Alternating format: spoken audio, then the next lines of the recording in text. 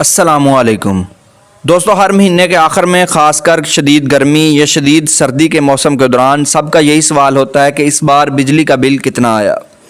ज़्यादा बिल आने पर अक्सर लोग इससे इनकारी होते दिखाई देते हैं और उनका दावा होता है कि उन्होंने सिर्फ ज़रूरत के तहत ही बिजली इस्तेमाल की है, मगर हकाम की जानब से अक्सर बिल के साथ कुछ ज़रूरी हदायत भी दी जाती हैं जिन्हें नज़रअंदाज किया जाता है, जैसे कि इन औकात में फ़ी यूनिट बिजली का रेट ज़्यादा होगा, कौन सी इलेक्ट्रिकल अप्लायंसेस ज़्यादा बिजली इस्तेमाल करती हैं और एयर कंडीशंस को किस तरह कफ़ात शारी से इस्तेमाल किया जा सकता है। बिजली का बिल यकीनन अक्सर परेशानी का बास होता है, ताहम अगर आप चंद बातों का ख्याल रखें तो बिजली का बिल कम किया जा सकता है।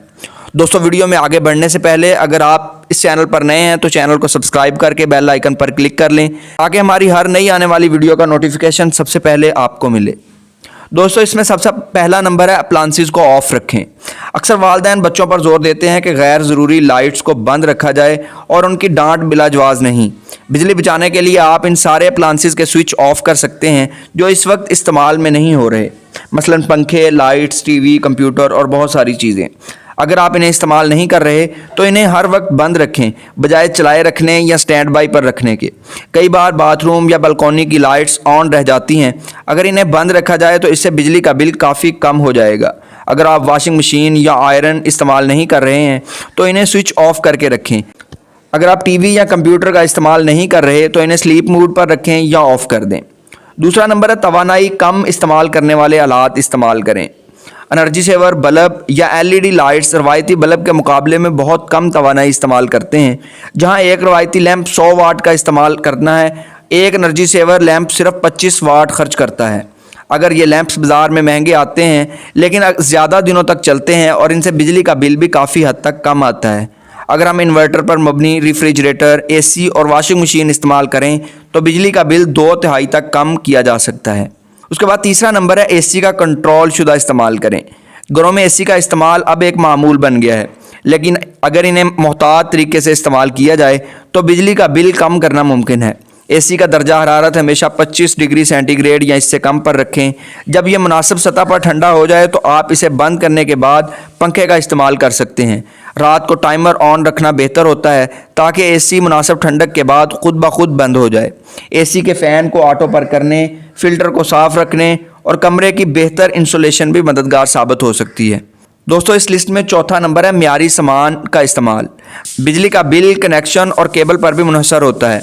अगर केबल मियारी नहीं, मुतज़लज़ल है तो ये कम वोल्टेज पैदा करता है जिससे बिल में इजाफा होता है। अगर कसीरुल मंजिला इमारत का सब स्टेशन पुराना है तो इससे भी बिल ज़्यादा हो सकता है। इन हालात का साल में कम से कम एक बार जायज़ा लिया जाए। घर में एसी और फ्रिज के फ़िल्टर की बाकायदगी से सफाई से बिजली की खपत में भी कमी आ सकती है।